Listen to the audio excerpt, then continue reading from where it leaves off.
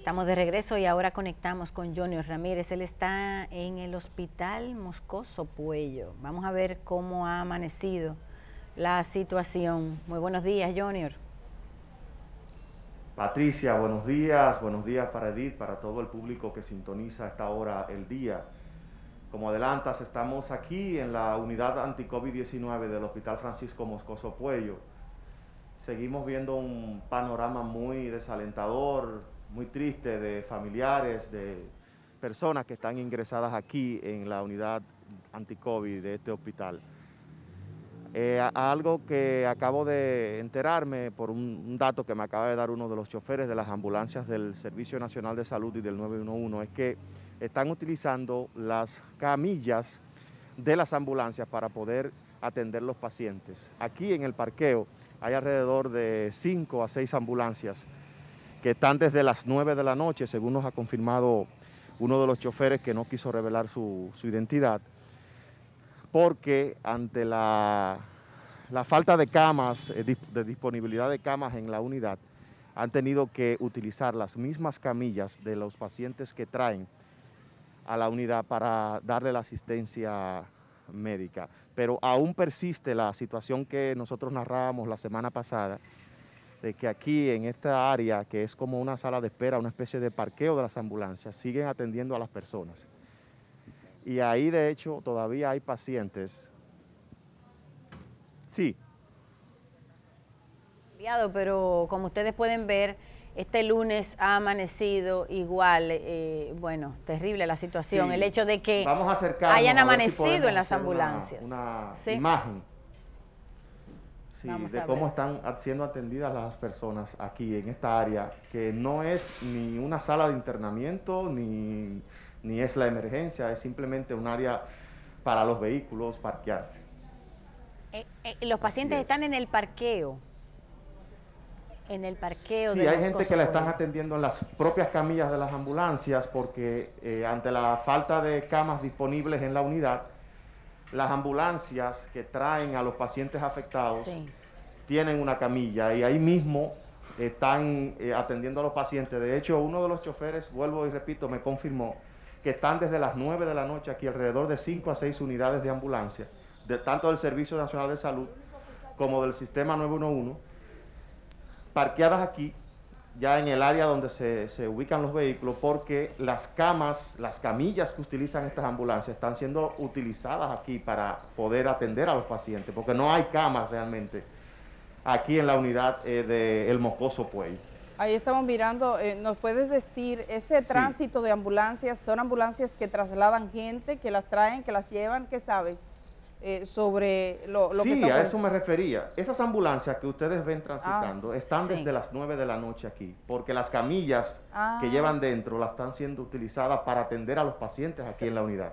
Entonces, ellos se han pasado todo este tiempo aquí en este parqueo, esperando hasta tanto puedan ser devueltas las camillas que ellos utilizan para poder dar el servicio en la calle. Y esas son las personas que vemos en el parqueo, esa puerta, ese portón que se abría y se cerraba. No se pudo ver bien, Junior. ¿Cuántas personas más o menos ves tú dentro de ese parqueo que están siendo atendidas en las camillas de las ambulancias? Sí, vamos a tratar de acercarnos. La seguridad nos está tratando de impedir que hagamos imágenes. Pero vamos a tratar de llevar estas imágenes porque hay alrededor de, bueno, veo contadas a cuatro camillas. Con personas que tienen oxígeno puesto, obviamente en una situación delicada. Sí, y hay personal médico. Ahí pueden ustedes ver en pantalla. Es decir, que han sido atendidas. Mírale ahí el señor, esa se ve ya más clara, es un señor mayor.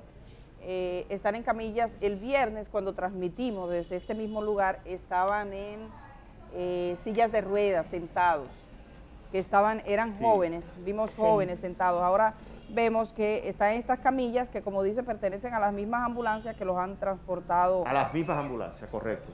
Junior, yo te vi cuando ustedes estaban en el patio de este hospital, el Moscoso Puello, vi el lugar donde se quedan las familias esperando.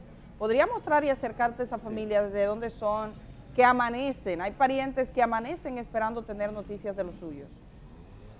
Sí, aquí tenemos algunos familiares, Edith, tal como tú señalas, Hay una señora, Edith, que lamentablemente su esposo acaba de fallecer hace unos minutos. Ah, no me digas. Señora, entiendo su dolor. ¿Usted puede decirnos qué ha pasado? Muchas gracias, no, él está con dolor en el pecho a las 5 de la mañana y llamamos el 911 y lamentablemente llegando aquí murió. Ese era mi esposo y mi mamá hace 20 días que hoy murió, pero le doy gracias a Dios por todo. Lamentamos su pérdida. ¿Desde dónde usted viene? De lo conozco de Villamella. Bueno, lamentamos mucho gracias. La situación de esta señora. Su esposo, al parecer, ya luego sin cámara, Junior, para que nos enteres, sí. Habla con ella ya sin cámara, para que nos enteres cuánto tiempo tenía enfermo el esposo, si había recibido asistencia médica antes, porque puede ser que haya recibido asistencia y lo mandaran a la casa y llegara ahora. ¿Cómo fue que eso ocurrió? Para tener un contexto, sí. pero no le vamos a molestar. Bueno, tienes más gente ahí. Hay un señor que se nos ha acercado, Edith, que quiere ofrecer algunas declaraciones. Señor, ¿cuál es su nombre y de dónde viene? Mi nombre... No se quite la mascarilla. Mi nombre es Jaime Tavera Reina. Vengo de aquí, del barrio Simón Bolívar. ¿Cuál es su situación? Mi situación que vengo a hacerme la segunda prueba y me siento más que orgulloso de ser dominicano por tener este mocoso pueblo tan cerca, tan limpio, tan organizado, gente decente, gente trabajadora. Primera vez que el mocoso pueblo se ve como ahora. Bueno. Una seguridad completa, una seguridad que tú puedes venir confiable. Antes tú venías al mocoso pueblo y te atracaban en la misma puerta. Junior, acércate a donde se... Junior, no, yo soy que tengo un poco de problemas con la salud del COVID, pero me siento más que orgulloso con la seguridad que hay en el mocoso pueblo. El higiene personal que hay. Junior, por favor, bien, si pudieras echar un vistazo al área donde él se refiere, que es donde se hacen las pruebas PCR. O sea, tenemos en el mocoso... Vamos hacia allá. Sí, acércate allá. Ahí está. Mucha gente, Edith, mucha gente. Sí. Debajo de la carpa, ¿no? Debajo de la carpa. Correcto, donde todas hacen esas las personas filas, que están ahí. que son los que van a hacerse las pruebas PCR, la gente, ustedes están viendo, que se están haciendo en los diferentes hospitales públicos gratuitamente, porque como saben, la Seguridad Social no nos ha permitido el acceso ahora a estas pruebas. Ahí están mirando ustedes, esta gente llega desde muy temprano. Pero esa decisión la recularon, ¿no? No la regularon, sigue vigente, eso nunca, lo que pasa fue que... O sea, si te hiciste una prueba este año y tú tenías un seguro, ya... No, la medida empezó ahora, por ejemplo, a mí me notificaron y yo me había hecho, bueno, yo no me había hecho prueba este año, te notifica el seguro, pero para tú acceder a esa prueba, no es que tú vas y te haces una prueba, tú tienes que hacerte una de antígenos. Si la de antígenos sale positivo, no te la haces. Sí. Si muchísimas condiciones, tú tienes que dar muchísima maroma para acceder. Es complicado. Es complicado. Seguimos con las imágenes de Junior para despedirlo a él desde el Hospital Moscoso Puello por este momento, a nuestro equipo de producción. Junior, vamos a marcharnos. Yo quisiera, como tú estuviste ahí el viernes, ¿cuál es la diferencia que tú notas entre el viernes y la jornada de hoy? Bueno, por ejemplo, Edith, mucho más personas para requerir la prueba PCR, ahí están las imágenes. Sí, mucha gente, mucho más, Sí, y que persiste la situación de las personas aquí fuera de la unidad. Eso es una especie de parqueo o de sala de espera, me han señalado aquí, pero el hecho es que son visibles desde afuera las personas que están en las camillas de las ambulancias, que ese es un dato nuevo. Sí. Las ambulancias han tenido que dejar sus camillas, o sea, no están prestando servicio, estas que están aquí, alrededor de 6 a 7 ambulancias, porque las camillas están siendo ocupadas para atender a los pacientes dentro de la unidad. Bueno, yo sé que, por ejemplo, el viernes, ya en horas de la tarde, las personas que vimos, que son fotografías, incluso hay algunas circulando, fotografías de imágenes de personas jóvenes que estaban en sillas de ruedas, ya no estaban, porque estas personas fueron transferidas a distintos hospitales. Tuvieron que sacarle del hospital, los más graves lo llevaron a la ciudad sanitaria, lo llevaron a diferentes lugares para que recibieran asistencia. Pero cuando le mostramos estas imágenes, que no son perdurables, o sea, ese señor que está ahí probablemente a mediodía ya se ha transferido, pero es que la gente sepa lo que está pasando. Cuando llegamos a este nivel de utilizar las camillas de las unidades de las ambulancias, le está diciendo a ustedes que hay un alza en el contagio y digamos, en el uso de los recursos que dispone el sistema para atenderlos. Junior, vamos a dejarte en este momento, si quieres decir algo en términos genéricos, sé que vas a estar ahí un poco más y más adelante vuelves con nosotras. Sí, precisamente estaré unos minutos aquí, Edith, para cualquier novedad que se presente, volver a conectar con ustedes. Sí, ya en términos privados conversas con la señora, entérate un poco de cómo se manejó el caso de su esposo, porque, y es importante decirle a la gente, no esperen cuando las personas se agravan, no se queden en casa. Ese es el único caso donde hay que decir, no te quedes en casa. Sí. Si la persona tiene síntomas, es importante tener esa asistencia médica. Sí. Sé de casos de médicos que ellos mismos se han automedicado, pensando que ellos pueden. Sí. Tenemos médicos fallecidos por eso. Entonces, porque no fueron a tiempo. Exacto, y yo siento un respeto por todo el personal sanitario que ha estado trabajando con la pandemia. Recordemos que no es una enfermedad que tuviese solución, entonces los médicos han ido aprendiendo sobre la marcha. Así es. Aquí hay médicos que saben sobre la marcha, entonces uno va a los médicos que están tratando a otros pacientes, que conocen las experiencias, a buscar esa asistencia. Bueno, ya después de Junior tenemos que referirnos a un caso que este fin de semana ocupaba buena parte de la atención. De hecho está Patricia, hoy es portada de algunos periódicos y es respecto a la operación o el caso Coral.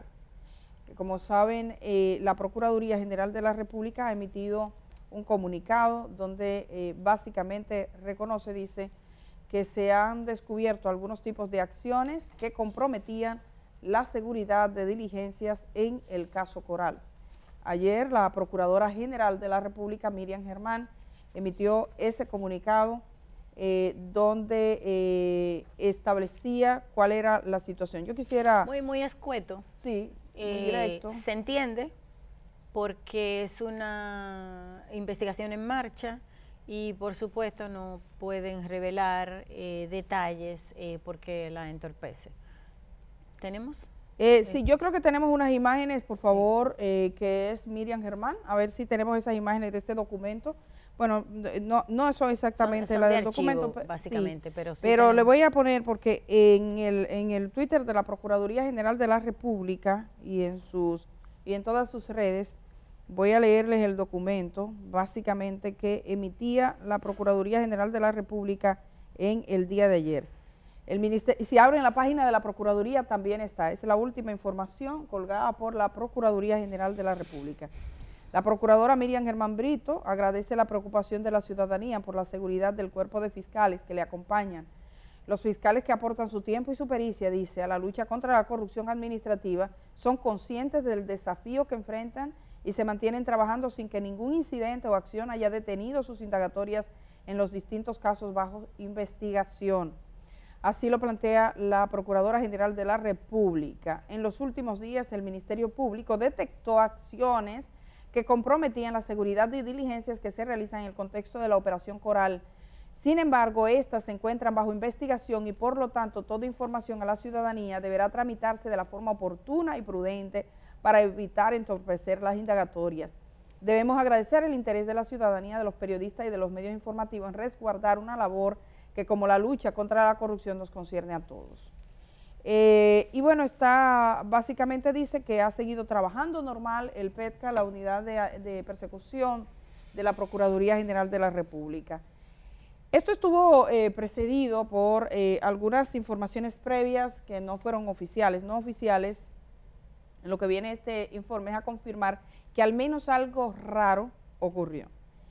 Esto que ocurrió, que al parecer involucra al menos a dos personas por el momento, o que yo supiera que estuviesen señaladas, no necesariamente identificadas, porque no conozco la identidad ni la Procuraduría General de la República ha dicho de quiénes se trata, a pesar de que ciertamente hemos visto circular muchos datos sueltos de lo que se supone ocurrió.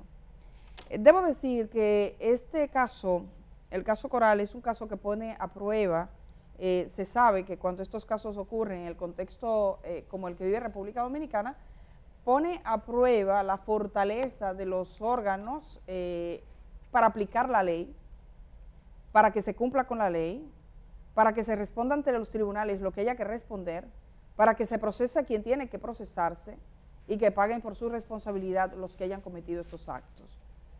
En este caso, nosotros estamos observando que hay novedades, digamos, para nuestro sistema penal, como tener ante un juez a un general en activo de un órgano que nunca ha sido sometido al escrutinio público, ni sus prácticas. Por eso yo decía que ahí no estaba el ex jefe de seguridad del expresidente Danilo Medina. Ahí está sentada una práctica. Exacto. Ahí está sentado un modo de operación y que conocemos, porque no vamos a decir que todas las cosas que ahí se dijeron son completamente nuevas para nosotros. No sabíamos la dimensión, pero nuevas no son. Porque yo recuerdo que vino a verme un oficial hace ya un tiempo, cuando iniciaba este gobierno, y me dijo, mira, el problema en estos órganos armados, dígase, todos los concernientes al sistema militar de República Dominicana, buena parte del problema está en la nómina, y eso fue lo que se encontró en CESTUR, eso fue lo que se encontró en el cuerpo especializado de servicio de la seguridad del presidente de la República. Se ponían gente que eran de militares de bajo rango o gente que no necesariamente eran militares y que se cobraba un dinero, se le descontaba un dinero y eso era una mina. Porque esa era una parte intocada. Aquí cuando empezó la cultura de la transparencia en las nóminas públicas, de la cual se ha apropiado la ciudadanía, pienso que de manera muy saludable, se empezaron a ventilar nóminas de todas partes menos de los militares, Edith. Exacto. Nadie nunca se metió ahí. Y tal y como tú dices, ahora lo que se está cuestionando es una práctica. Y allí donde no ha habido ojos que vigilen, pasan muchas cosas. Tú sabes que en este caso, básicamente, y la Procuraduría dice, se descubrieron acciones que podrían poner en riesgo la seguridad del proceso coral o las investigaciones o las indagatorias. Entonces, yo recuerdo que cuando comenzábamos con este caso, de hecho, cuando el señor Girón, que le dio un girón a la investigación oficial de los Cuerpos Armados de República Dominicana, se paró delante de una jueza y dijo, una operación que involucra a cantidad de oficiales y que sorprendió y que estremeció, al otro día el Ministerio de Defensa emitió un comunicado. ¿Qué decía ese comunicado? Decía que los órganos armados de la República Dominicana, las fuerzas militares, reiteraba lo que sabemos, pero es bueno que lo digan, que son obedientes, que trabajarán, que no es aceptable ningún espacio para la corrupción dentro de sus filas y que todo el que cometa un acto debe responder ante los órganos competentes. Es decir, nosotros no somos cobija ni guarida de delincuentes. Nosotros estamos aquí para responder adecuadamente y somos cooperadores. Eso decía el comunicado. Ajá, somos cooperadores. Y ellos era no lo que... de guarida lo digo yo. Sino que dicen, nosotros somos cooperadores. Sí. Entonces, eso lo que significa es eso. Nosotros no somos una guarida, nosotros no vamos a articular diciendo, este es un cuerpo y con nosotros no se mete. Y tenía que decirlo porque la práctica ha sido todo lo contrario. Una de los detalles de este tema es que los militares y policías que han sido sometidos a la justicia han tenido incluso cárceles especiales. Entonces, es importante, y me dan un momentito de la producción porque este tema no lo podemos dejar inconcluso. Es importante en este momento y dado ese contexto donde la Procuraduría General de la República básicamente está diciendo, se descubrieron acciones que podrían poner en cuestionamiento, podrían alterar, podrían incidentar una investigación relevante, que es una investigación que involucra a altos oficiales, la actitud que vayan a tomar desde el ministro de Defensa, que le toca, y el jefe de la Fuerza Aérea, porque a este organismo, según tengo entendido, pertenecían estas personas. Entonces, resguardar la seguridad de estas personas, garantizar toda la cooperación necesaria. O sea, esto ahora está pasando del papel, del comunicado, del dicho, de la expresión, que no hay de otra, a eso. Pero además, es un llamado de atención a todas las cabezas pensantes en ningún ser juicioso, civil o militar, por más rango que tenga, le cabe en la cabeza que en este tiempo, a esta hora, en el contexto dominicano y en el contexto internacional, puede incidentar el camino que este país decidió recorrer. La decisión de combatir la corrupción, la decisión de que no haya impunidad, la decisión de que se responda por el desvío, por el uso, por el abuso de los recursos públicos, no es una decisión solo de un presidente, no es una decisión de la Procuradora General Miriam Germán. En ese camino, en ese recorrido, es el pueblo que lo ha cargado. No están solos, no están solos. Entonces es muy importante y no hay otro camino, no hay otra forma de vivir decente que no sea ese. Antes cualquiera se hubiese intimidado. Yo vi a un procurador adjunto que puso que no hay miedo. Entonces, a mí siempre me llama la atención que la gente que trabaja en el espacio de lo decente, en el espacio de lo correcto, en el espacio de que no exista la impunidad, pareciera que esa es la gente que tiene que sentirse acosada, amedrantada o en problemas. No, aquí los que tienen que saber que tienen problemas son los que han robado. Aquí los que tienen que saber que tienen un pueblo que los está mirando es el que ha desviado recursos públicos o que se ha cogido recursos públicos o que ha engañado y que ha mancillado lo que sea. Y ese es el respeto a propósito de las palabras que han puesto algunos. Yo me imagino que son 2 o 3 locos. Los militares se respetan, que lo pusieron aquí en Santo Domingo y aparecieron algunos escritos en Santiago. Yo supongo, porque es verdad. Respeto. Fíjate qué día más hermoso para hablar de respeto. Al otro día del 30 de mayo. Respeto. El respeto. Ese respeto que es consustancial a la dignidad, no al fusil. El respeto es consustancial, va pegado del honor, no al fusil. Porque hay 2 términos. El de la dictadura trujillista aquí era respeto por miedo, respeto porque hago lo que sea, respeto porque te mato, respeto porque te persigo, respeto porque te apreso. Ese era el respeto que aquí se pregonaba. Y todavía hoy quedan algunos vestigios de esta dictadura y cuando uno escucha esas palabras, dice, ¿será de ese respeto que me están hablando? No, no, no. Yo quiero pensar que estamos hablando del respeto por el honor, del respeto porque usted cumple con la ley, del respeto a la Constitución, del respeto a las normas, del respeto a la autoridad legítimamente escogida y designada para cumplir con su papel. Entonces, aquí en República Dominicana, en la de hoy, en la que tenemos a los jóvenes comunicándose, en la que estamos hablando nosotros, ningún fiscal, ningún ministerio público, ni ningún juez tiene que sentir el más mínimo resquicio de que se pudiera pensar, ultimar, articular, ningún despropósito. Ese camino no es un camino que conduce a ninguna parte en la sociedad dominicana de hoy y además en el contexto internacional. Así que sí, algo estaban tramando porque al parecer había algo, y legítimo no es porque nadie ha salido a decir, bueno, lo que pasó fue que nosotros estábamos haciendo algún tipo de servicio de operación para cooperar con lo que fuera, lo que sea, no sabemos el alcance, eso es una investigación que, por cierto, el hecho de que se difunda, entre más cosas se difundan y más obstaculiza el proceso mismo, que se descubra, pero en sentido general, al margen incluso de eso, siempre vale la pena decirlo. Vale la pena decirlo para que la gente sepa, no se tienen que sentir intimidados, claro, no se es estúpido. Yo creo que quienes han visto al Ministerio Público exponiendo en los casos más delicados que hemos tenido, no es con gente estúpida que está hablando. No es con gente estúpida, evidentemente no es con gente estúpida, pero este país de estúpido tiene poco ya. Entonces, pero tenemos que salir de ese esquema, tal y como tú dices, de que por perseguir el delito tú te metas en problemas. Sí, ¡Ay, qué lío! No. Porque está atacando una práctica corrupta, se metió en un problema. No se metió en un problema la autoridad que está buscando que se respete la ley. Hay el documento, y perdóneme, en nuestra productora, y vamos a ir con nuestro invitado de una vez, porque que es vía telefónica, pero el documento de la Armada Dominicana, que fue el día 8 de mayo, ese documento donde emite, donde dice, no, vengan con nosotros, no sé si eso, no me siento segura, vengan conmigo. No, vengan conmigo porque ese no es. No, eso fue cuando le pidieron a la Cámara de Diputados que mantuvieran el esquema de privilegio.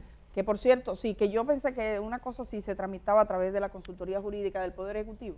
Eso sí, porque si te pones a pensarlo, la Armada, los cuerpos armados, no son deliberantes. No lo Entonces, para que no haya confusión, es importante, eso es como una ubicación, o sea, Sí. ¿a quién le toca? Porque si un guardia le manda a un diputado, cuidado cómo se siente el diputado, cuidado. Entonces, para evitar eso se hace. Yo no sé, quizás eso no está escrito, a mí me lo dice la lógica. Yo le preguntaba a Pancho Álvarez, me dice, mira, eso tiene sentido, sí, eso se instrumenta por el tema del respeto,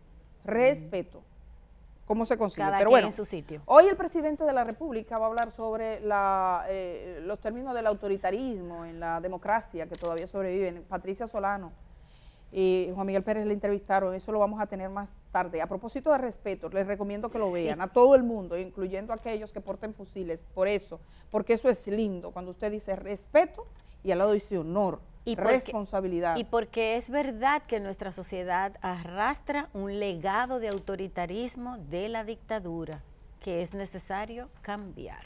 Entonces, vamos a conversar con el doctor Emil Jorge Mansur. El doctor está al frente de una unidad, incluso de intensivos. Hace un momento me decían que estaba atendiendo pacientes de intensivos en el Centro Médico Dominico Cubano. Doctor, qué bueno que usted acepte esta conversación muy rápida. Sabemos que usted está trabajando. ¿Cómo está usted? ¿Y cómo están esos pacientes? ¿Qué es lo que usted está mirando que está ocurriendo en el servicio sanitario que ustedes encabezan? Saludos, buenos días. Sí, me di una escapadita para poder hablar un poquito con usted. La situación está ciertamente delicada.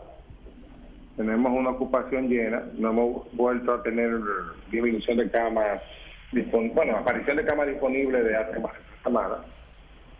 Ciertamente está delicada la situación. ¿Cuántos pacientes tienen ustedes ingresados? Y me gustaría saber, doctor, si usted puede decirnos cuál es el perfil de esos pacientes. Bueno, mira, ahora mismo tenemos 24 pacientes. Y a propósito de una pregunta que alguien me hizo ayer, nosotros tenemos un 35% de los pacientes de sala son menores de 40. Ajá. Oh, jóvenes. Y como un 30% están en intensivo. 30% en intensivos. Esas personas son menores de 40 y algunos 35% menores de 40 en sala. ¿Y cuál es la proporción de vacunados, doctor? El gobierno ha hablado mucho de eso, del tema de los porcentajes de los que están en intensivos con relación a las vacunas. Bueno, la verdad nosotros no tenemos todavía ingresado ahora mismo uno full vacunado, estamos hablando dos de dos. Sí tenemos algunos con vacunas parciales, estamos hablando probablemente un 20 o 30% de los pacientes están vacunados nada más. ¿Estaban vacunados? ¿Usted ha visto pacientes intensivos que tuvieran las 2 dosis? Sí, he tenido. ¿Ha tenido? Wow. ¿Cuántos ha tenido? No te puedo decir en este momento porque no me acuerdo. Han sido tantos. O sea, no de esos pacientes, sino que son demasiados pacientes para recordarlo completo. Ya. Entonces, ¿y qué tiempo tenían de haberse puesto las 2 vacunas? Eso sí. Fue ahí mismo. O sea, que todavía no habían generado los anticuerpos. No, para nada. Es que ese es el problema, que la gente anda a poner la vacuna y andan, como dicen por ahí, sueltos en banda, expuestos a todos, sin ningún tipo de medida, porque simplemente se vacunaron. Y no hace tanto tiempo que los de esa edad, bajo 40, tuvieron acceso a las vacunas. Es muy pronto. Exactamente, o sea, la probabilidad de que sean los vacunados tendría que ser un personal de salud o alguien de alto valor o alguien que se escabulló. Entonces, si yo me pongo la segunda dosis de la vacuna, ¿cuánto yo tengo que esperar para haber generado esos anticuerpos necesarios? Bueno, depende de la vacuna, pero para tener un número más o menos equiparable, 3 semanas. 3 semanas. Los pacientes que usted ha visto, usted me dice no tiene como un porcentaje, han sido algunos. De esos pacientes que usted ha visto, ¿algunos tenían las 3 semanas? No, de los que tuvimos con 2 vacunas ingresados, ninguno. Sí. Ninguno. Sí, es que no tienen tiempo. No tienen tiempo. Doctor, una pregunta. Ustedes reciben, ahí en el Centro Médico Dominico Cubano, reciben todos los días pacientes. ¿Cómo está llegando la gente desde sus casas? ¿Cuál es el estado en el que llegan a la clínica? Aparte de desesperados, Estamos hablando una cantidad importante de pacientes con síntomas ciertamente tempranos, pero de nuevo recordemos que esto es una enfermedad en la cual hay una gran cantidad de pacientes con síntomas leves y con que lo describen hasta asintomáticos porque ni cuenta se dan, y el porciento más pequeño son los afectados, o sea que si estamos viendo mucho es porque hay muchos infectados. Sí. Entonces, realmente están llegando un poco más temprano en la enfermedad, más mala, y también estamos teniendo una positividad muy alta. O sea, antes nosotros sospechábamos y era, pero ahora sospechábamos y es todo el mundo. Doctor, a mediados de febrero ya se había hablado de la variante británica en República Dominicana, lo hizo un estudio que realizó UNIBE. El gobierno finalmente ha aceptado que aquí hay al menos dos variantes más. Usted que ha estado desde el principio de la pandemia trabajando, ¿usted considera que esto ha tenido algún tipo de impacto? ¿Este brote que estamos viendo ahora está vinculado a eso? No podemos decir que sí, no podemos decir que no. Porque esas variantes, como todos los virus, entraron en personas que salieron y entraron del país, y eso viene sucediendo desde hace mucho. Sí. O sea, no podemos achacarle el rebrote actual solamente que hay 2 variantes o 3 variantes. Eso no es cierto. Eso se le achaca a que coincide, si ustedes se fijan epidemiológicamente, con épocas de que la gente soltó medidas, Semana Santa, ahora este fin de semana, Día de las Madres, recémosle a Dios que no veamos la consecuencia en 2 semanas, básicamente los famosos teteos. Entonces, por ahí es que va la cosa. Las personas jóvenes que usted dice que son el 35% aproximadamente, menos de 40 años, ¿esas personas jóvenes tienen alguna condición base? O sea, ¿son hipertensos, diabéticos? ¿Cómo va a ser? Gente sana. ¿Gente sana? Gente sana. Oh. Doctor, esa gente que ha ido a intensivos, que era gente sana, o sea, gente joven, generalmente, ¿qué es cuando ellos llegan? ¿Qué es lo que ha pasado y cómo muestran ese deterioro? ¿Qué es lo que ocurre en sus cuerpos? No, igual que todos los pacientes que le da COVID severo, dificultad para respirar importante, se le toman los pulmones y hay que rápido entrarlo para darle una terapia de oxígeno. Usted que trabaja todos los días con pacientes, digamos que críticos, ¿qué tan mal diagnóstico puede tener un paciente entubado? ¿Será que está mal pronóstico? O sea, Sí. que no se puede morir. Sí. ¿Qué porcentaje? Alto. El problema es que el paciente que se decide intubar no es porque uno quiere, es porque se está muriendo. Claro. Entonces la probabilidad de que el paciente salga son ciertamente bajitas, porque está muy malo. Es fácil de entender. La gente a veces no entiende esa situación y es porque entienden que, lo voy a intubar y es porque está todo bien. A nadie se le ocurre intubar a una gente que está bien. Doctor, usted trabajando al frente de una unidad de COVID puede notar cómo ha sido el proceso en República Dominicana. Poco a poco los momentos de menor tensión, los momentos más altos. Ahora estamos viviendo un pico. ¿Cuándo comenzó este pico? ¿Cuándo ustedes en la clínica comenzaron a percatarse de que estaba llegando cada vez más gente y cada vez peor? Yo lo anuncié hace como 4 semanas. De 4 semanas acá. Ya. Sí, más o menos. Cuando se hizo el viralcito el video. ¿Cuántos pacientes han fallecido, doctor, en la clínica en este tiempo? Y esa cifra no te la tengo a mano ahora mismo. Pero, por ejemplo, en las últimas 48 horas, ¿se ha muerto alguien? No, en 48 horas yo no he tenido disfunciones. Ni en esta semana tampoco. No han tenido defunciones en las últimas horas. Bueno, ojalá que En la semana anterior tuvimos 3.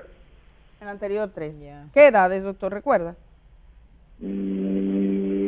A ver, había uno de 50, uno de 60 y uno de 94. ¿De 24?